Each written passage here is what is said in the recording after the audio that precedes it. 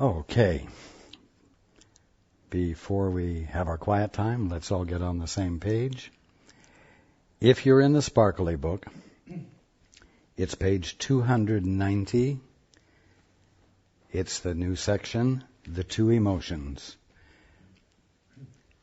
In the second edition, it's page 247. Same new section, The Two Emotions. First edition, page 230, The Two Emotions.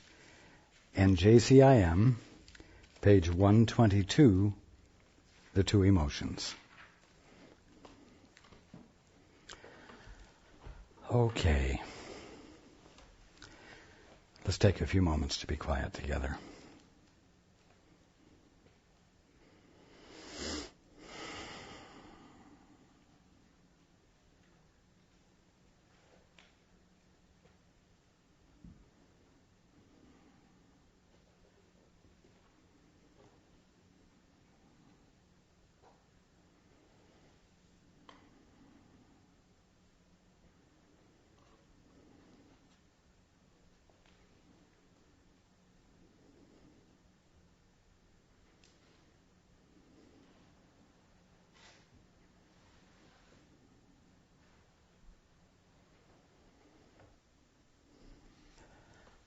Okay.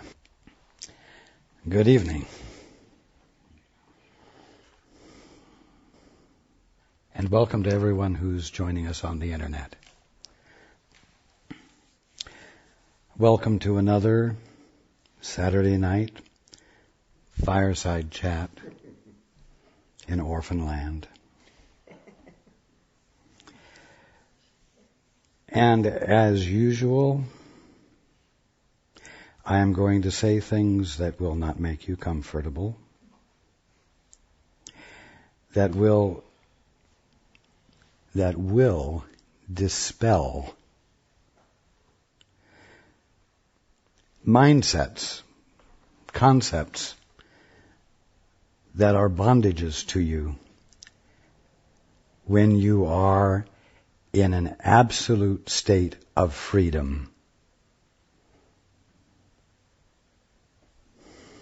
You are not who you think you are.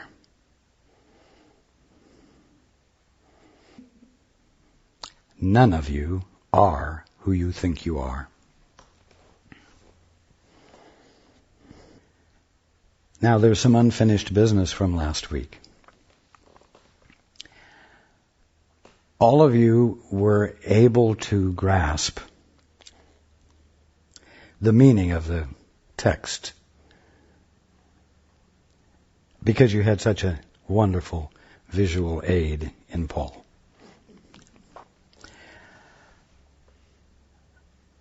All of you were able to see that at various times you've done the same thing.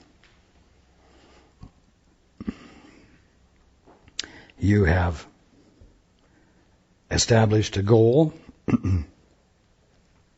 You have become committed to it.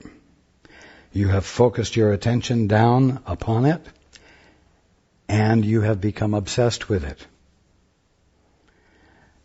to the exclusion of your capacity to see anything around you clearly. As I said, you could all see that from time to time you do this.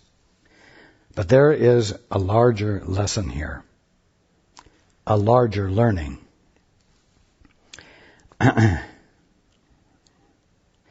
And to simply spit it out succinctly, you all, every single one of you, and there are no exceptions, even if on your spiritual path you have moments of insight, you are, all of you,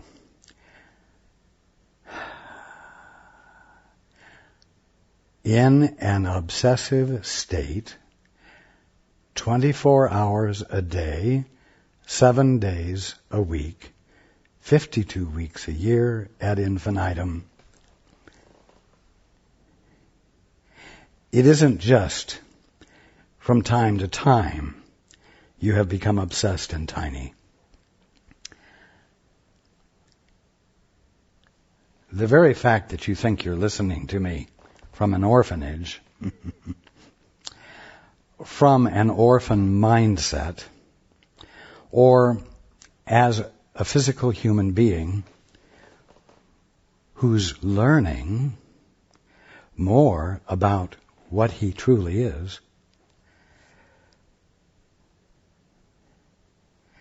you are doing exactly what Paul did while he was at Disneyland.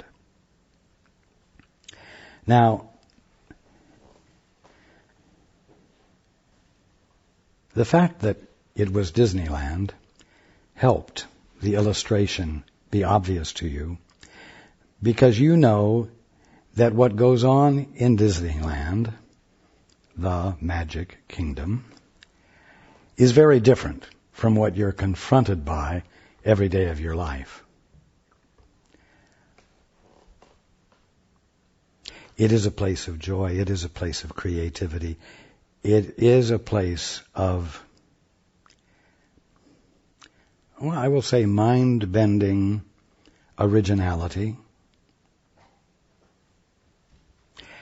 And the bottom line purpose of it is pleasure. You can't say that about your workplace. You can't say that about your home. But you can say it about Disneyland. Paul went to this place, carried with him his miserable mindset, took it with him everywhere he went, and lived in his own little world, which was not where he was not Disneyland. Oh, like all of you, he had his moments of, you might say, enlightenment.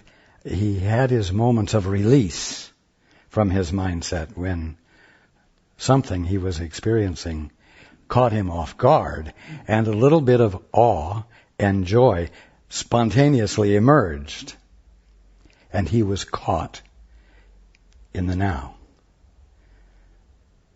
But after that moment was over, he quickly reinstituted his mindset. You all, like Paul in Disneyland, are in the middle of the kingdom of heaven right now. Now, did Disneyland have to change? Would Disneyland have to change from what it is in order for Paul to be able to enjoy it? No. Paul would have had to change. And I say would have had to because throughout the entire trip he didn't change. But Paul would have to change in order to experience it for what it was. And likewise, does anything you're experiencing right now, homes, apartments, buildings, traffic, trees, sky, stars, planets, does any of that have to change in order for you to be able to see it as the kingdom of heaven? No. You have to change. And when you change, you will see homes, apartments, traffic, trees, sky, stars, planets, with entirely, for lack of better words, new eyes. The fact is you will experience them all with vision. Your eyes will still see basically what you're seeing, but that is not going to be the source of your experience. Your vision, how can I put it? Vision with a capital V. Vision with a capital V is a mind innocent of preconceptions. Vision with a capital V is mind innocent of agendas of its own. Vision with a capital V is pure mind, which is what each of you are right now. And everything that you say you're experiencing out there is an experience going on in this mind. And every object you see, everything you see is an idea. Without material accompaniments. I mean by that the drag of gravity, the tendency to experience inertia that keeps you from shifting directions, being flexible, spontaneous. It is without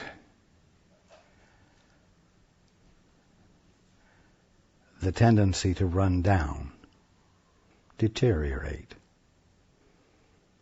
and finally die. That's what ideas are, minus the material accompaniments. That's what walls are. That's what fingernails are.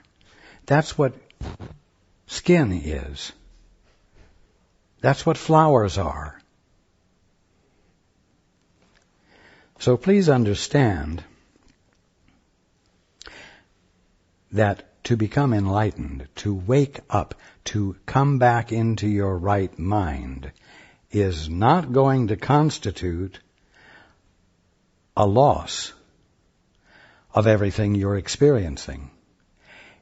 It is going to constitute a loss of a veil of misperceptions and tiny small-mindedness and judgment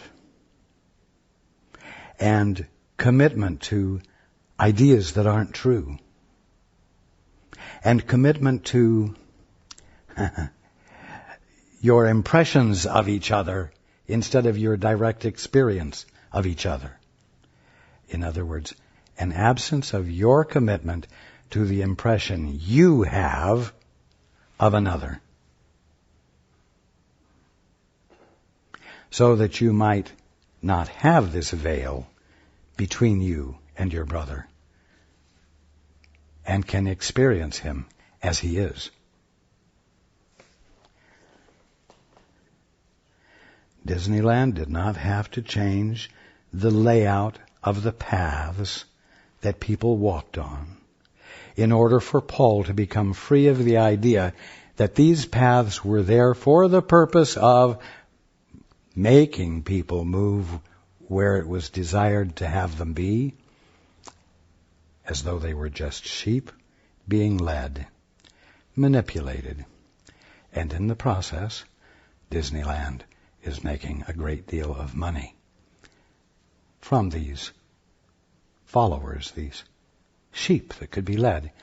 Mind you, that isn't what's going on at Disneyland, but that is the mean-spirited perception that Paul, or his orphan mindset, created and held between what it really was, what Disneyland really was, and what Paul was experiencing.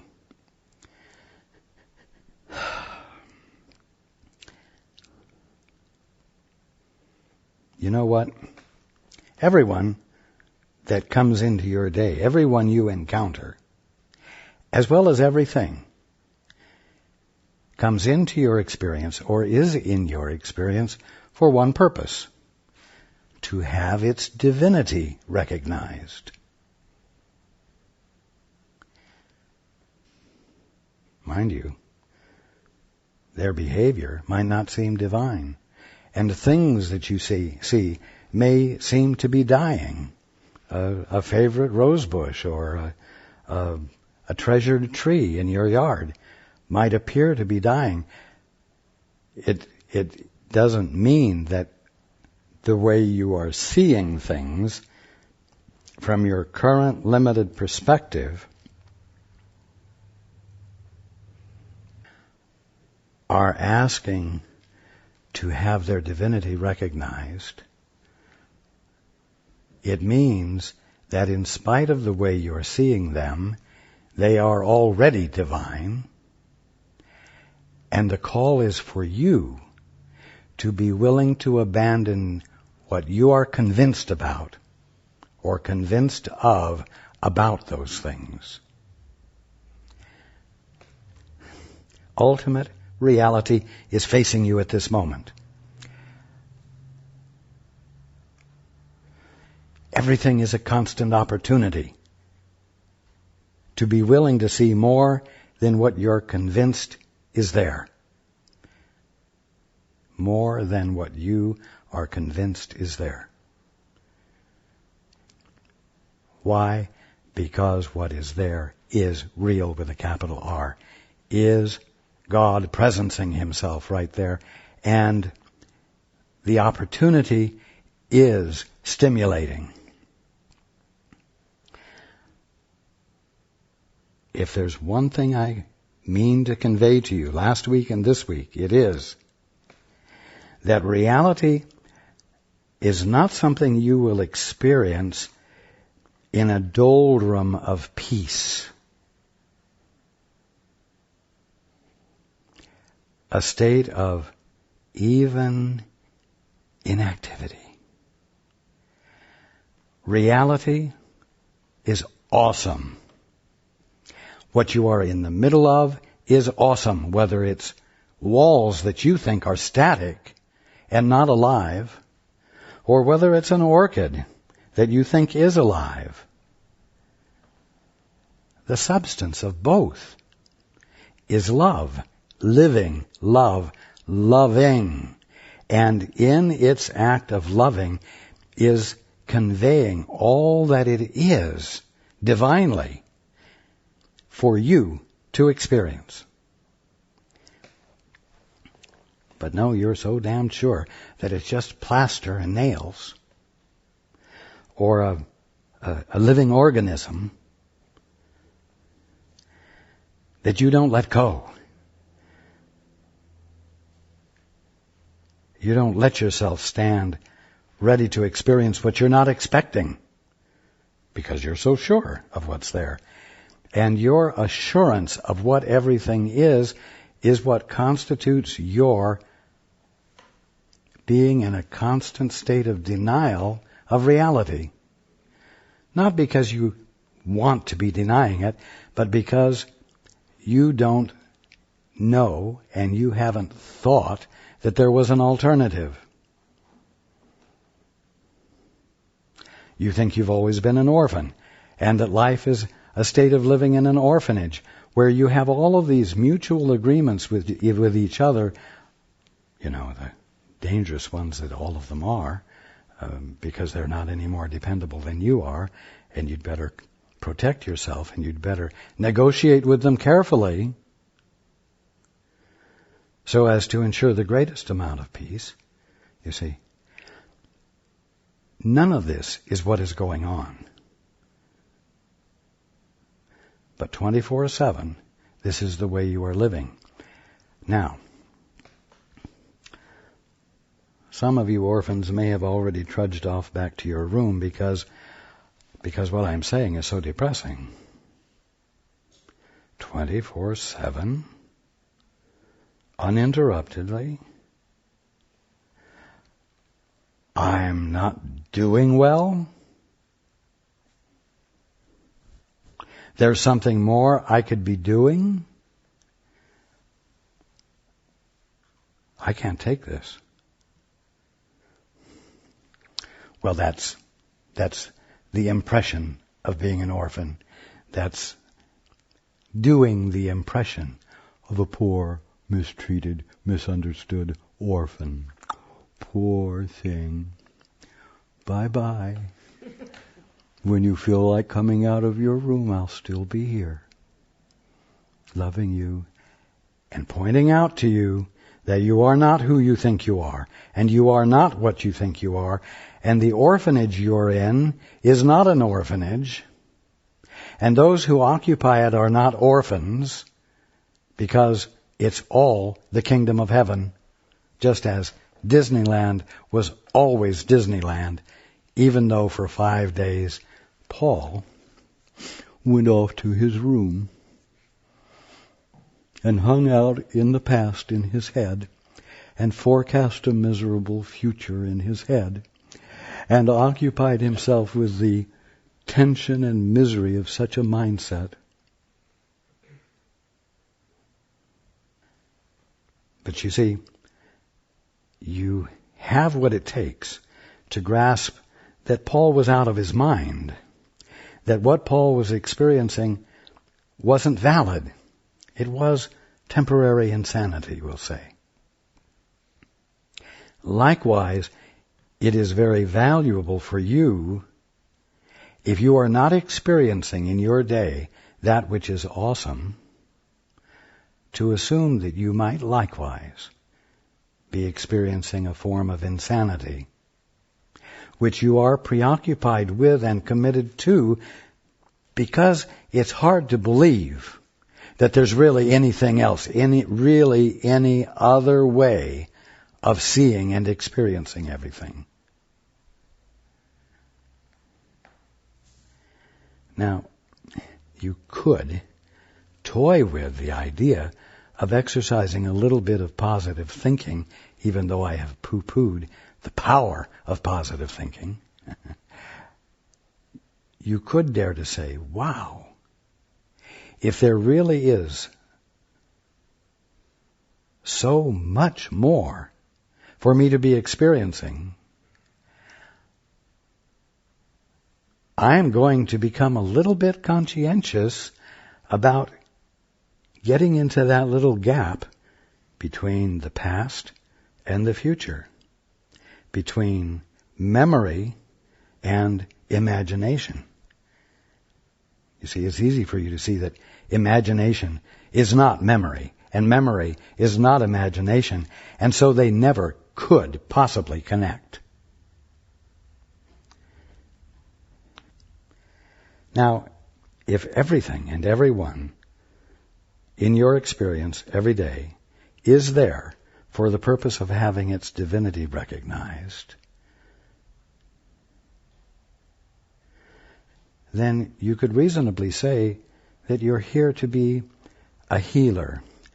You are here to engage in the healing of whatever is imperfect. Now, to ego orphans, that sounds great. Oh, put up my shingle, I'm a healer. Hey, fellow orphans, I am dedicated to healing you. No. Remember, Disneyland doesn't have to change in order for Paul to experience it as it truly is. And the Christs that are your brothers and the kingdom of heaven that you're actually in do not and does not have to change in order for you to experience it without flawed perception. So where does the change lie? It has to lie in your willingness to abandon the way you're using your mind. And without getting terribly psychologically complicated, the one basic thing that you're doing that constitutes a wrong use of your mind is that you think you know what everything is. Now, if that is false, that you do not know what everything really is, then all you have to do is to bring one thing into practice: curiosity. A simple solution. But curiosity about what? Oh, to get the goods on your brother? To know the truth of what's really going on in his mind or her mind, or what they're really up to? Like a psychic? So that you understand the motivations that are causing him to behave so poorly or to engage in activities that are illegal so you can be one jump ahead and get them into prison because you've been able to psych them out? No.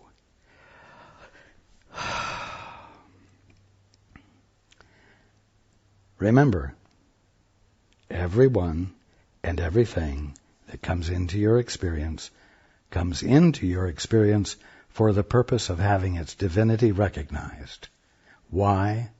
Because all that is actually coming into your experience is the real Disneyland, or is the Christ that your brother is the kingdom of heaven that is what really is. It invites you to see it for what it is.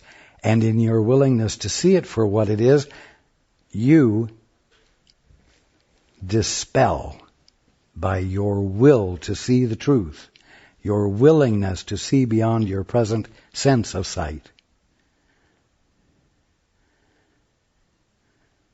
And leave your insanity behind. But you've got to remember not only that you're here to recognize the divinity of everything, but to actually engage in attentiveness instead of getting back in your mind where you're rehearsing all of the known facts about so-and-so or about such and such. Known facts are memory. They are not facts. Facts are always experienced from the little gap between the past and the future, in the now. So, you're leaving shortly to visit an aging stepmother. Are you? And are you going to see her in, quote, an old folks' home? With plasterboard walls and paint, dead, inanimate matter put together in an attractive way? Or are you going to move through the kingdom of heaven to see someone who is the perfect expression of God, with an insistence not to be sidetracked by your memory or even hearsay about the current situation from other orphans who also do not know to look for the purpose of recognizing the divinity of a thing. Your trip can be transformational for you and inspiring for you, and likewise for her. If you will be willing to let something more in than what you're confident about already and what the past has proven to you. Each of you, if you're going to work or to the grocery store or into the kitchen to cook,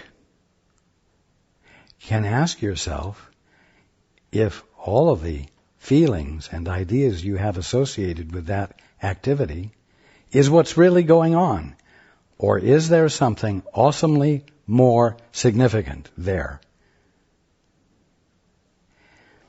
You're going to, in effect, have to express some intent to wake up. It's so very easy to just continue down the road that memory has laid before you, predicted for you, because that's what everyone does. And you don't really know of many people who are doing it differently. And most of all, it's your habit. And even more than that, you think that it's more than a habit. You think that it simply is life. And it's not. It's not. It's just a mindset. A frame of reference like a pair of glasses, colored glasses, that lets you see only one color, even though the full spectrum is out in front of you to be experienced. So remember, you could identify with what Paul went through, because from time to time you have become that focused as an orphan, I'll say. And then from time to time you've been more flexible and more open. But what I want you to understand is that whether you're sleeping at night or awake in the daytime, you are in a mindset.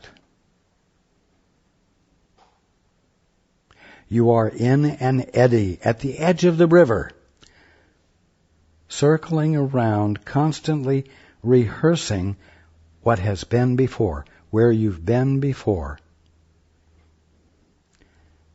I want to point out something, though. This movement in a circular motion in the eddy, you aren't even responsible for. Whatever motion there is the effect of the river. And so you, even when you're in the eddy, are not free of or independent of or separated from the movement of being. Reality. Please, let there be growing dissatisfaction with repetition. Let there be growing dissatisfaction with the awful perceptions you're having about your life and your world. I know. I said that when you look out at the kingdom of heaven, it doesn't seem to report back to you that it's the kingdom of heaven. And you turn on the news, and it's obvious to you that it's not the kingdom of heaven. And the news is distressing. Well, what do you expect? It's news about orphans, put on by orphans who lack the vision necessary, the capital V vision that I was talking about, that has answers. And for you to listen to what's coming over the media, the news media, and believe it, and get upset or depressed because of it, is not the gift built into you that you have to give. Don't get upset or depressed about it. As I've said before, put a thing across the top of your TV that says, today's best perception of reality. So that you're reminded this isn't reality, it's just a perception. Just like Paul's perception that he kept in place between him and the experience of Disneyland. Whatever's coming across that tube, or that radio, or that newspaper, or that magazine, is an invitation for vision, with a capital V, which it is your function to be providing because of who you really are. But you're going to have to start acting like what you really are and stop behaving and doing the impression of an orphan. Great statesmen throughout history have changed the course of history, it appears, because they didn't accept the status quo, and they didn't believe the stories that those in power and distress were telling. The sob story, the sad story about the injustice between this country and that country and their behavior and their ideologies and on and on and on. They had a vision, and because they were diplomats, they found a way to express the vision in which those who were in distress could see a new way. What's needed today is vision, inspired perspective that blesses everyone. Well, how can inspired perspective bless everyone if that perspective doesn't arise out of one, meaning any and all of you, who dared to step off the wheel of history, abandon the past and the future, and be present in the now with the desire to recognize the divinity, the reality, the kingdom of heaven that is actually going on. Oh, the world is going to hell in a handbasket. And what can I do? I can't do anything. Poor little orphan. No power to do anything. I guess you're just going to have to be sad in your orphanage. Miserable. And die out your days until the bitter end, so that by dying you can prove that you actually lived. It is insane, isn't it? Yes. Just as Paul was the only one who could do anything to change his experience at Disneyland, each one of you is the only one who can do anything to change your experience of the world.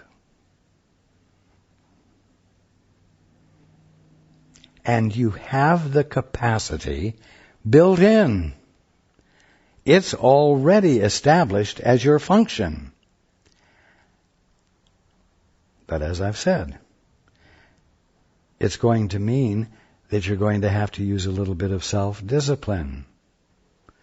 And not just willy-nilly follow like sheep, along with that which all of the other orphans are putting forth, and which they don't have a capacity to see beyond.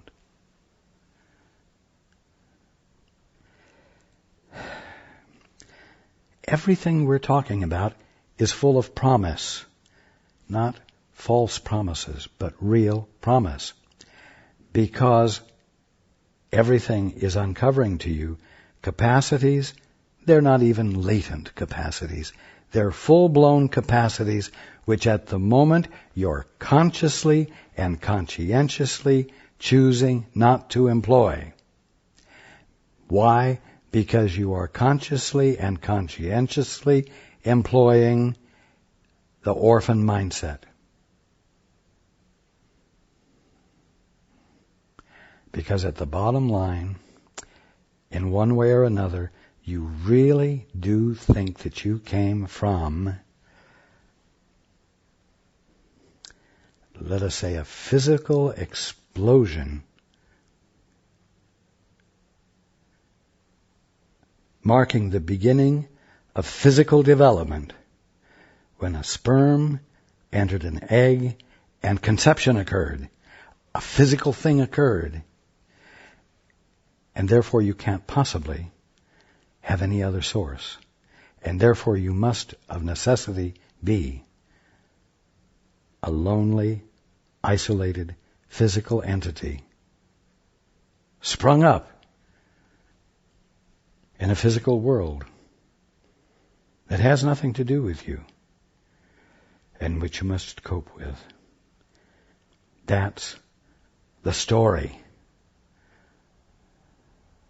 That's the myth. That is the myth. Reality and the kingdom of heaven, which everyone thinks is a wonderful and potentially real myth that will be fully realized after you die. That's where the flaw is. That's where everything is 180 degrees out of sync. And that is where what is not true is taken as truth. And that is where insanity sets in. And you don't need to be committed to insanity. You don't have to be. No one is holding you to it. I've said so many times, be willing to look at everything with innocent eyes. Well, don't just be willing to do it. Do it. Because you deserve not to be suffering from ignorance.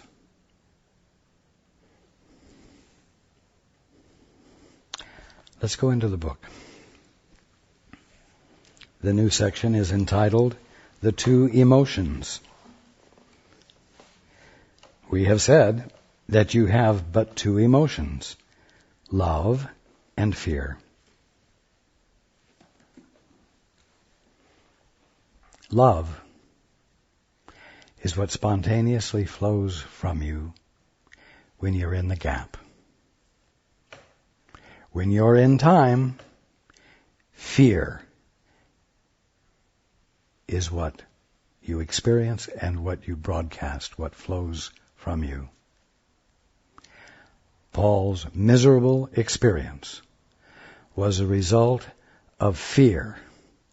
And fear was secondary to his commitment to his own definitions of how things work and what is important and what isn't important. And the minute he or any of you gets caught in that mental trap, fear emerges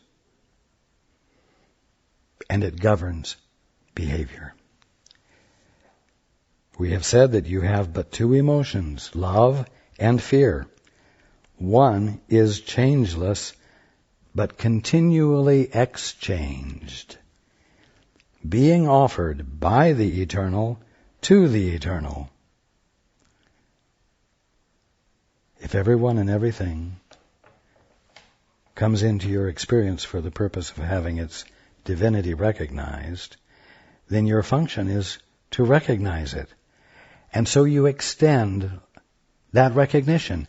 And the extension of that recognition is the act of love.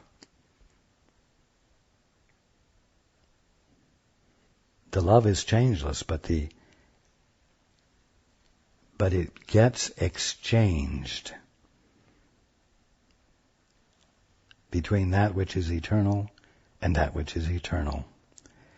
In this exchange, it is extended, for it increases as it is given, in exactly the same way that in a large crowd, each member of which has a candle, if one person lights his candle, with it he can light the candle of the person next to him without his candle going out. It's the same light. It's the same energy. And by exchange, it is extended and increased. So when you hear that everything about God is unchanging, and therefore any kind of change that you're experiencing must be an illusion, recognize the falsity of that thought. Because through the exchange of that which is changeless, It is extended and it increases. And the increase can best be described by the word movement. It increases as it is given. Now that's the description of one of the two emotions. The other has many forms. And you'll recognize this as you remember Paul's experience. The other has many forms, for the content of individual illusions differs greatly. Yet they have one thing in common. They are all insane. You see, Paul can be obsessed with things associated with his work. You can be obsessed with entirely different things. But they have one thing in common. They are all insane. They are made of sights which are not seen and sounds which are not heard. Do you think while Paul was at Disneyland, the sights that he saw were the actual events or his biased perception of them? Or the sounds that he heard, were the sounds really happening? He even got to the point when there were live bands playing for the enjoyment of everyone to have judgments about the kind of music that was being allowed in Disneyland. It was not enjoyable to him. He was not hearing the sounds that were being made. They are made of sights which are not seen and sounds which are not heard. They make up a private world which cannot be shared, for they are meaningful only to the Maker. And so they have no meaning at all. You see, in order for something to have meaning, it has to be something that not only can be shared, but is shared. Can't share if you're insistent upon being absolutely private, solitary, separate, different. In this world, their Maker moves alone. And believe it or not, Paul was surrounded by thousands of people for 4 days, not to mention his wife and family. And yet he wasn't with them, and he was alone. Literally, the experience was a lonely experience. In this world, the one we make up, you make up, their Maker moves alone. Why? For only He perceives them. Each one peoples his world with figures from his individual past. In other words, memory. And it is because of this that private worlds do differ. Each of your memories, even of the same events, are different. Why? Because you depend upon not a direct experience of the event, but an impression you got from the event. Whew. Yet the figures that he sees, were never real, for they are made up only of his reactions to his brothers, and do not include their reactions to him. Therefore he does not see that he made them, and that they are not whole. What makes them not whole? The fact that there's not any connection between the one perceiving them and the one perceived. That's why it's not whole. There isn't wholeness without connection, and there cannot be connection between orphans, because orphans are holding themselves as uniquely alone, and it is absolutely necessary for their aloneness to be unaltered, else every effort they make, or every effort he makes, to prove his existence will not be pure, and therefore will not be absolutely valid. If any part of one's worth is gathered from some other source, then his worth is not pure, and he cannot have succeeded in demonstrating that by his own effort he could create himself and prove his existence.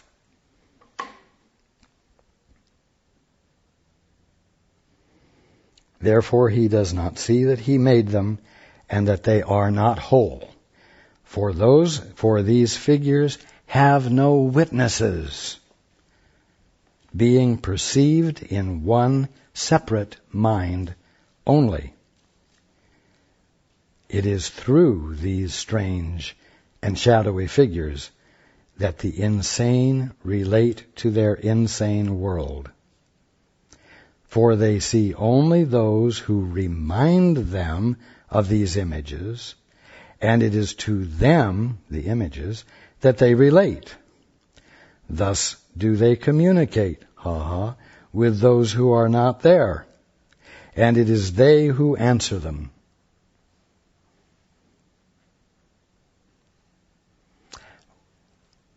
You perceive someone. Paul perceived members of his family at Disneyland.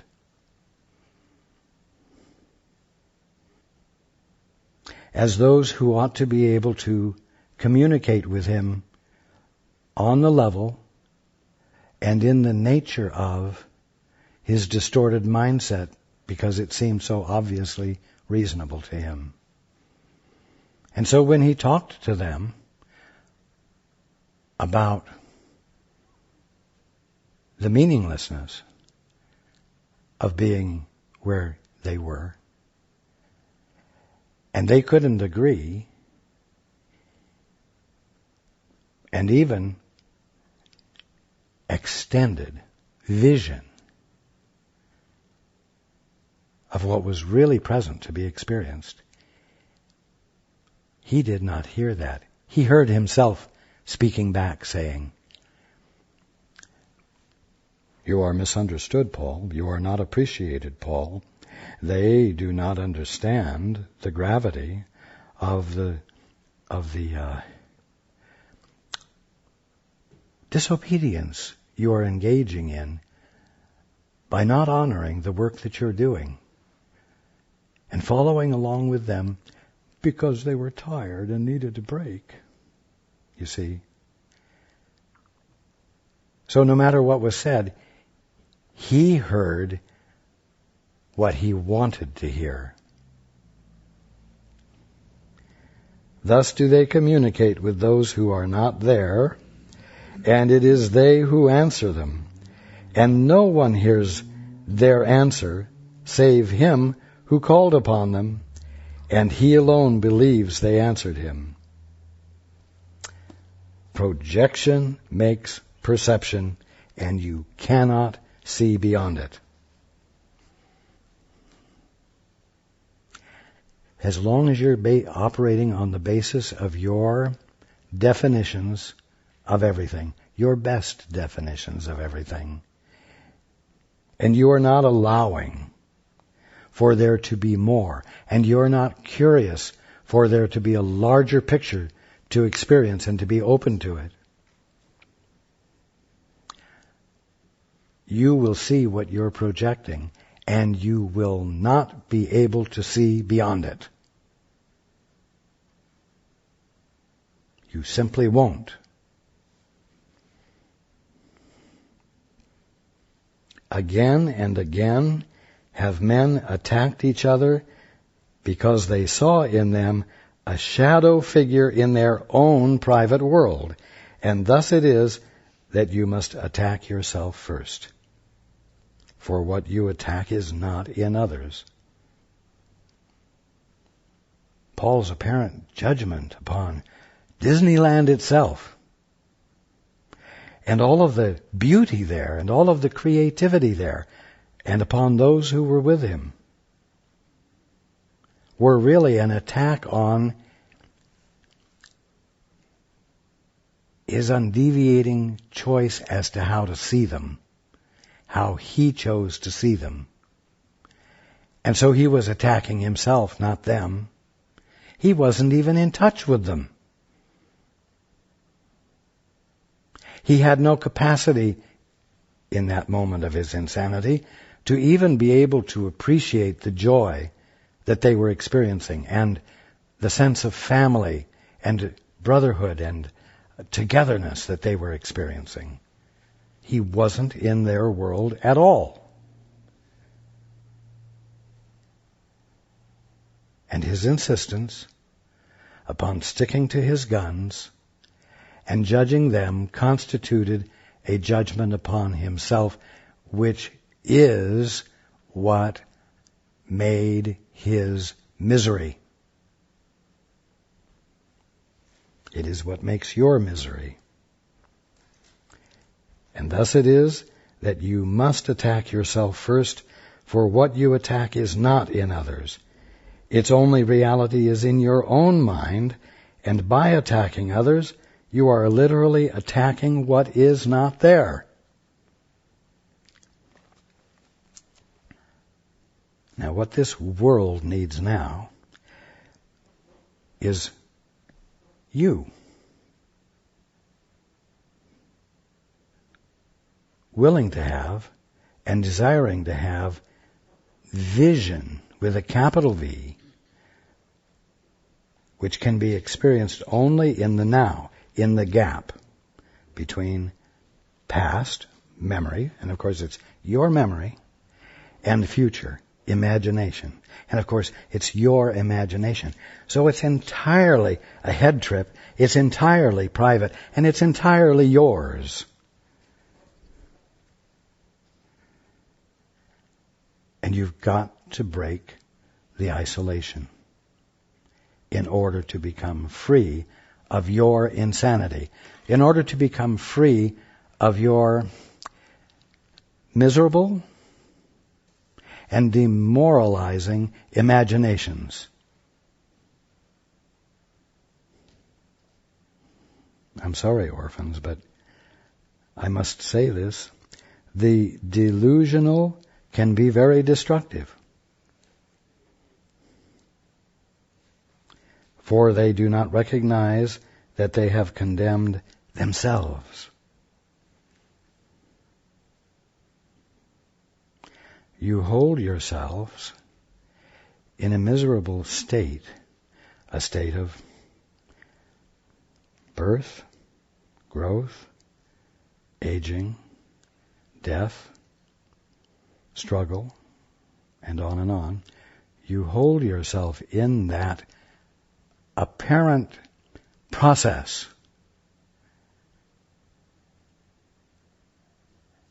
because you're not willing to get into the gap and dare to look with innocence, in other words, without preconceptions, without the past, and without an anticipation of the future. A capacity each of you perfectly already has.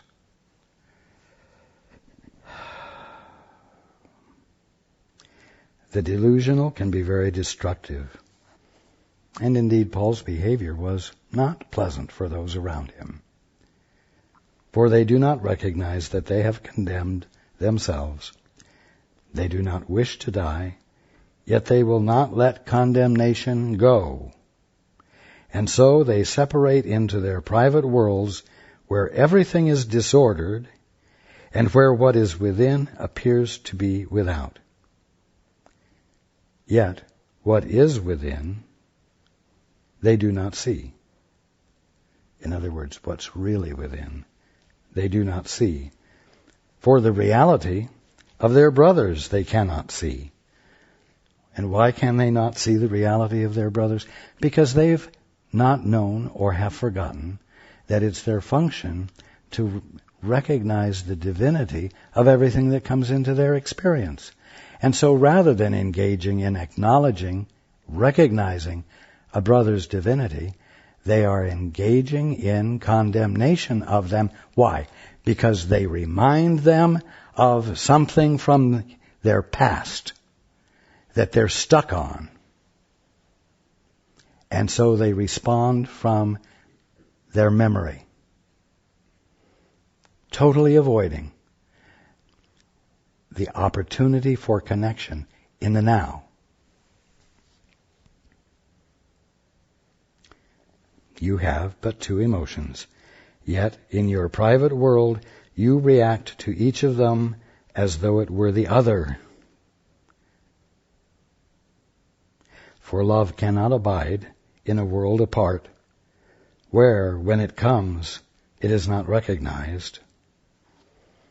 If you see your own hatred, if you see your own distress, if you see your own bitterness as your brother or as your world, you are not seeing him.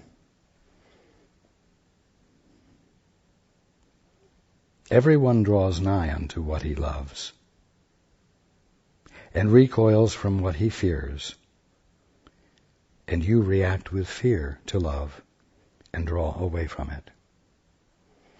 Yeah, Paul sure did. Susan was very loving, firm at times, objecting to his behavior, but nevertheless, truly loving. His daughter and his grandson, of course, were constantly being present in a loving fashion and inviting participation in the fun.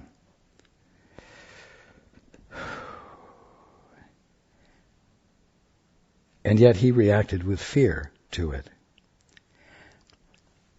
which means that he reacted to it based upon the fear he was embodying because he was choosing not to be present and to rehearse and stick with the dilemma that his past was presenting, of his falling short of everything that he needed to be doing, and coupled that with the fact that his absence from attending to that was going to cause for him a more horrible future.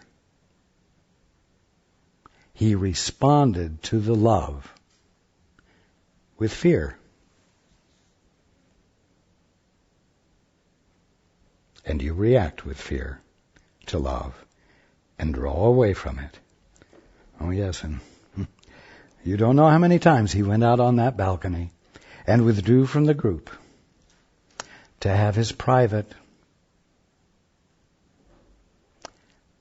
time of misery, in which he did approach me, but he wanted to know how to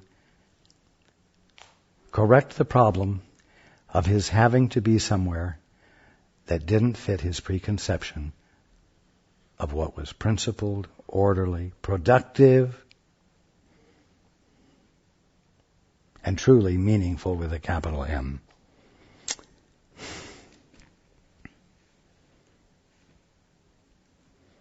Yet fear attracts you, and believing it is love, you call it to yourself.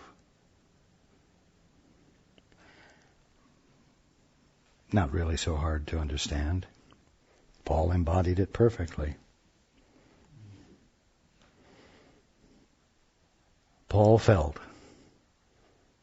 with all righteousness, that his not attending to the important aspects of the work he was doing with me, which was causing him to be fearful, was an act of love, because he was giving honor to that which no one else was. You see. So he saw that his dilemma was a result of real love that he was intent upon expressing, wanting to express, wanting to share. That's how it can happen. Yet fear attracts you, and believing it is love, you call it to yourself. Your private world is filled with the figures of fear you have invited into it. And all the love your brothers offer you, you do not see. As you look with open eyes upon your world, it must occur to you that you have withdrawn into insanity. Now, there really is no good place to interrupt this, and so we will interrupt it now and continue next week. As you look with open eyes upon your world, it must occur to you that you have withdrawn into insanity. Now, such words, again, cannot appropriately be used to judge yourself, condemn yourself, or depress yourself. You haven't known you were doing it. And you haven't known that there truly is an alternative.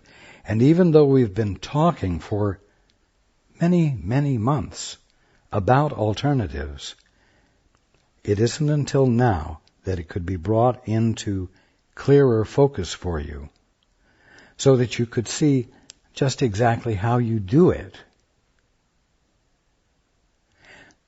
But once you know that there is an alternative, and once you can see that, hey, yes, you really do this,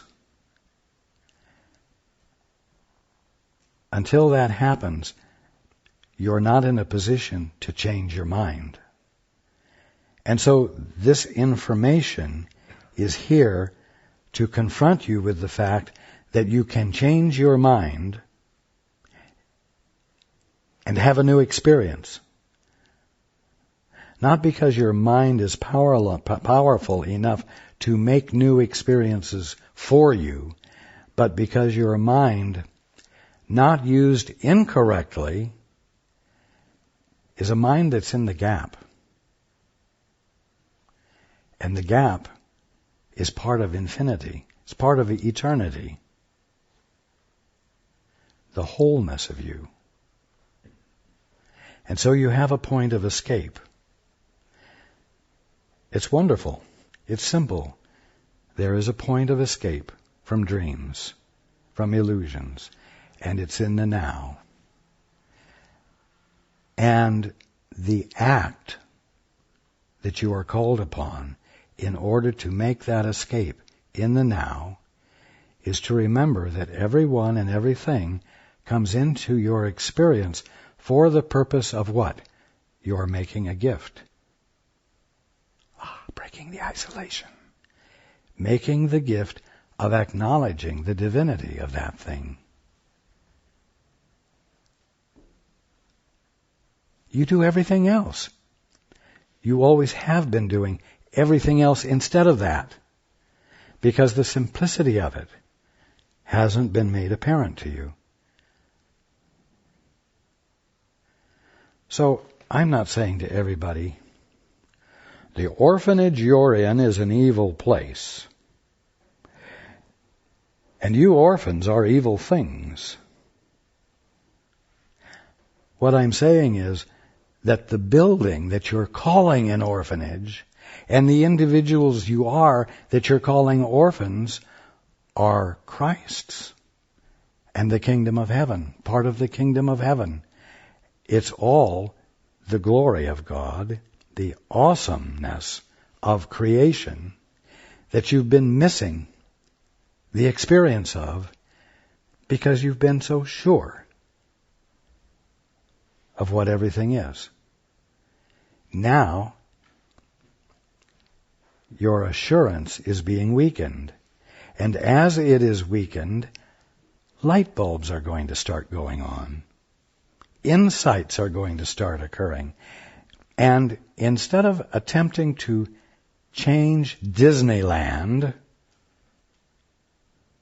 instead of trying to change everything you're experiencing, the kingdom of heaven, in other words, you will catch the mental habit of insanity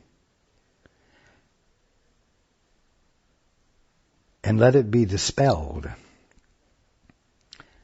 by bringing your attention into the now with the conscious desire to recognize the divinity of each and everything.